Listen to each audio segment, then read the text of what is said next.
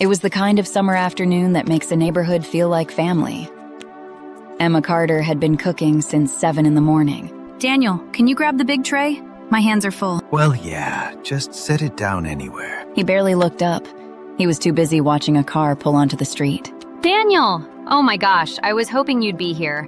I still can't believe you fixed my car and saved my whole weekend. Seriously, you are a lifesaver. Hey, that's what I'm here for. Emma stood there holding a tray of food she had made for 30 people. Nobody offered to take it from her. Careful, Daniel. Sounds like you got a favorite customer. Oh, she's been talking about that repair for weeks. Said you really went above and beyond. What can I say? Some people appreciate me more than others. He smiled when he said it. Emma smiled too, because that's what you do at a block party. But she watched Vanessa laugh just a little too long at that line. Here, let me just set this down myself. I'll make room, sweetheart. You cooked all this? Every bit of it. And he takes the credit, I'm sure. He doesn't even do that. He just forgets I did it. I've known men like that my whole life, honey. Pay attention to what they forget. That's where the truth lives. Emma thought Maggie was just being wise in that old woman way. She didn't know yet how right she was. 3 weeks later, on a quiet Saturday, Emma decided to clean out the garage. Daniel was at the shop. She had the whole place to herself. How does one man own this much stuff? She worked her way through old oil cans, a broken fan, 2 toolboxes she had never opened. Inside the second one, tucked under a rusted wrench, she found a repair receipt. Not a shop copy, a personal one. Handwritten. Vanessa Brooks. Oil change. Date. That was a Tuesday. He told me he was at a parts auction that Tuesday. She almost put it back. Then she looked at the date again. Then she found another one underneath it. Same name. Different date. 3 visits in 6 weeks. Oil changes don't take 3 visits. Emma set both receipts on the workbench. She stood very still.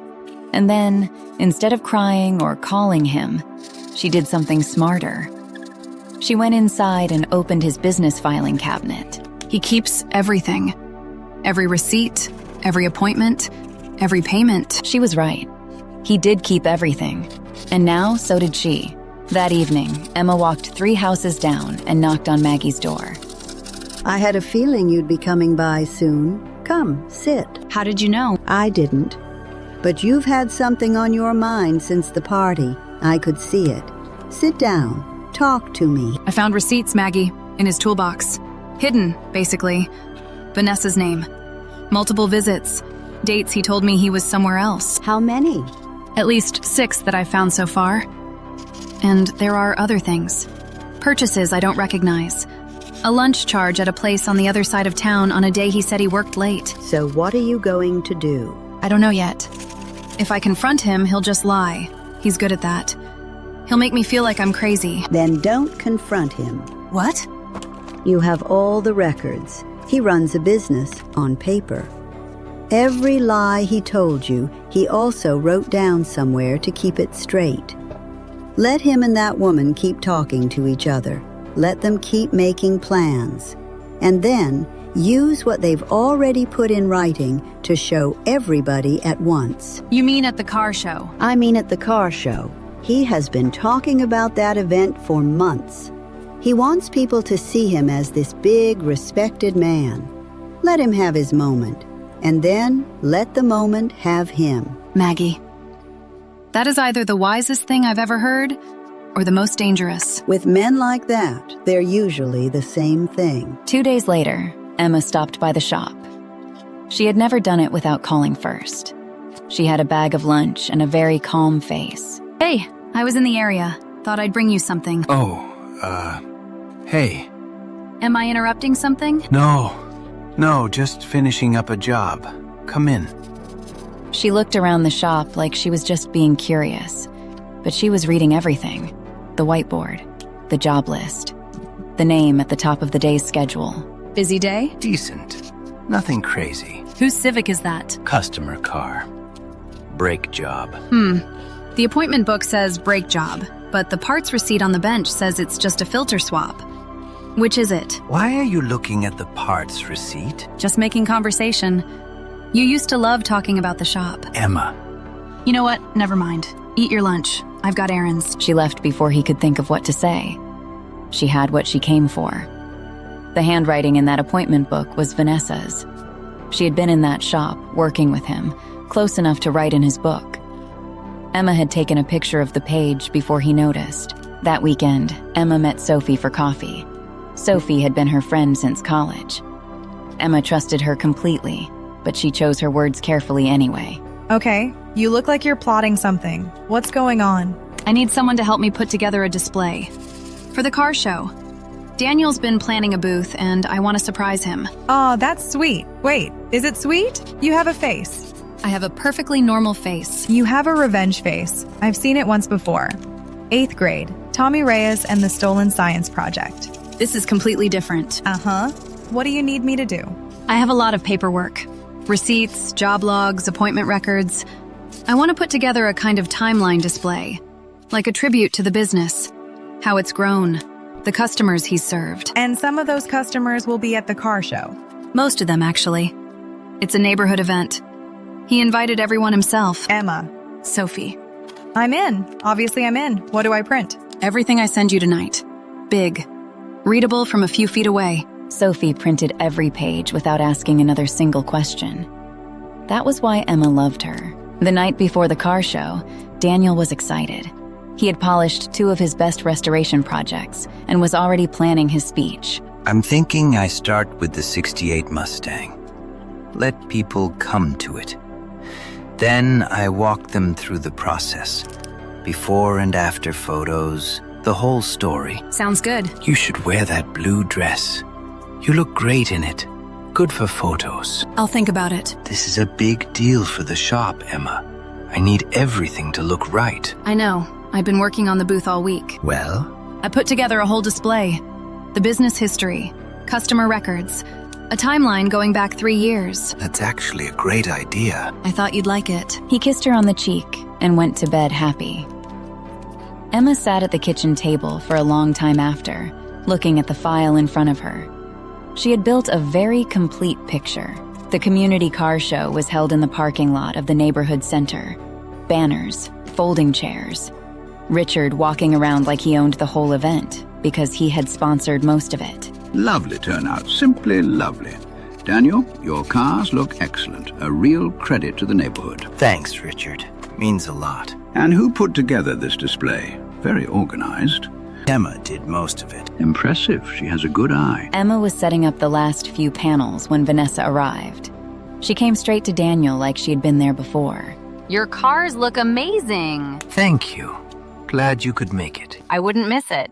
Emma watched them from across the booth. She kept her voice easy and light. Vanessa, good to see you. Oh, Emma. Hi. The booth looks great. Thank you. I pulled from all the business records. Every customer, every job, every date. Daniel keeps such good notes. It's all right there if you want to look. Vanessa looked at the display. Then she looked more closely. Her smile slipped just a little.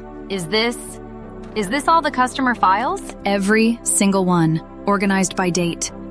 See, here's where the business really started picking up.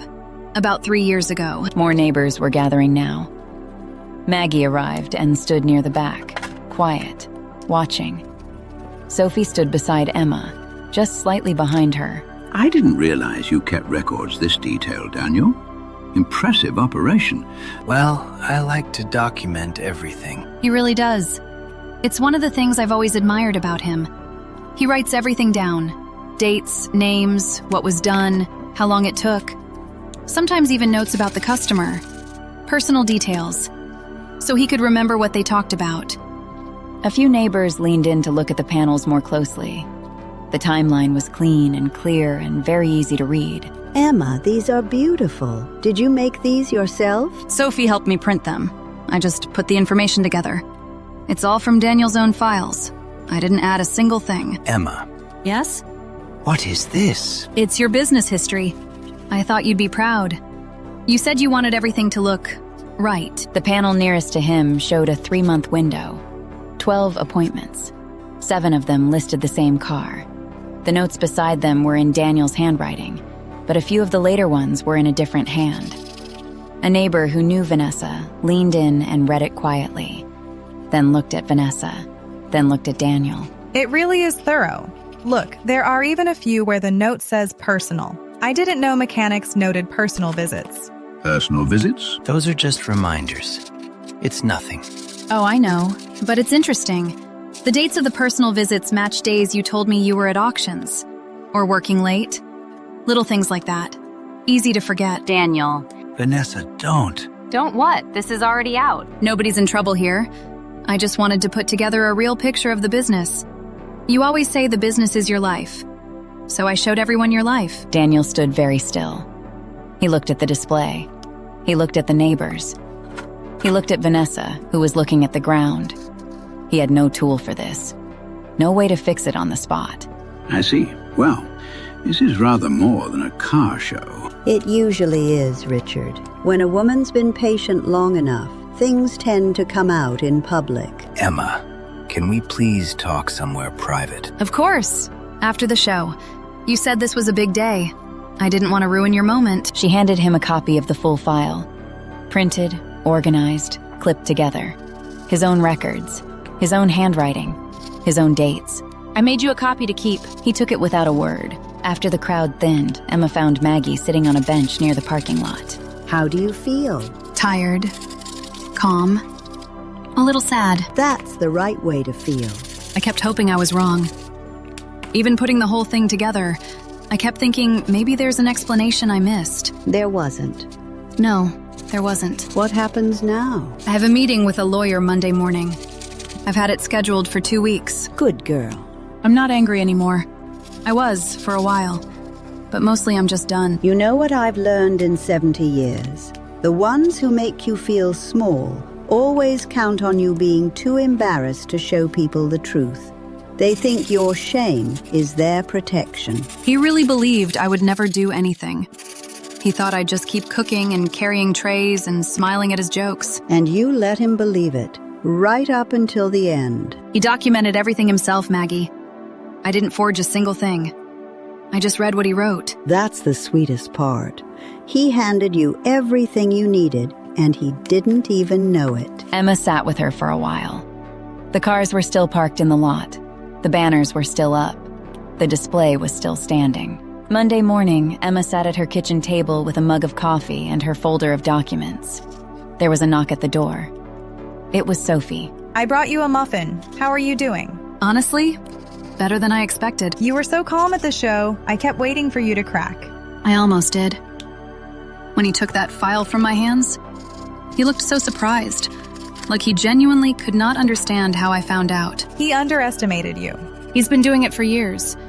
I think I let him because it was easier than fighting. But you can only carry other people's secrets for so long before they get too heavy. Vanessa left early. I watched her go. She didn't say goodbye to anyone. She can do whatever she wants now. That's not my problem anymore. And Daniel? Slept in the guest room. Left this morning without saying anything. I think he's embarrassed. Which is funny because he never thought about my embarrassment. Not once. Not even at the block party when he made that little comment in front of everyone. I remember that. I thought it was a weird thing to say. He counted on people thinking it was just a joke. People like Richard. Richard believed whatever was comfortable. That's what people with money do. They decide what the story is and then they stick to it. What did Richard say to you after? He said, and I quote, "Emma, you handled that with a great deal of composure. I'm not entirely sure what I witnessed, but I could tell it was earned." That might be the most Richard sentence ever spoken. It genuinely is. They both laughed. It was the first real laugh Emma had had in weeks. It felt like breathing again. A week later, Emma sat on her porch as the sun went down. Daniel had moved out. The house was quiet in a way that felt unfamiliar but not bad. Emma. He was standing at the bottom of the porch steps. He hadn't called ahead. Daniel. I just want to talk. You can talk. I didn't think you knew any of it. I know. How long? Long enough. Why didn't you just come to me? I tried to talk to you 100 times about smaller things, Daniel. You always made me feel like I was being difficult, like I was making things up. So I stopped trusting my own voice and started trusting your records. That's not fair. The car show was pretty fair. Your own notes, your own dates. He didn't have an answer for that. I made a mistake. You made a choice. For a long time. And you let me stand next to you at parties holding trays of food I cooked and smile while you made cute little jokes. I'm sorry. I know you are. You're sorry because people found out. That's different from being sorry for what you did. He stood there for another moment. Then he walked back to his truck and drove away. Emma watched him go. Then she picked up her coffee and looked at the street. The same street where the block party had been, where she had stood holding a tray no one offered to take. Some people appreciate me more than others. She said it quietly, to no one. And then she smiled. Because that was about to become very true. The moral of this story: when you treat someone like they are invisible, you forget that invisible people see everything. Daniel kept detailed records of his whole life, thinking no one would ever look closely enough to put it all together. But Emma was right there the whole time, paying attention, doing the work, carrying the weight. And he never once thought she was capable of what she actually was. The ones who get away with the most are the ones who count on your silence. They call your feelings dramatic. They turn your questions into problems. They make you doubt yourself until you stop trusting your own eyes. But truth has a way of surviving. It sits in toolboxes and appointment books and handwritten notes, waiting. Emma didn't need to raise her voice or break a single thing. She simply read what was already written and let it speak for itself. If you have ever been made to feel small by someone who should have lifted you up, remember this: their carelessness is not your weakness. It is your evidence.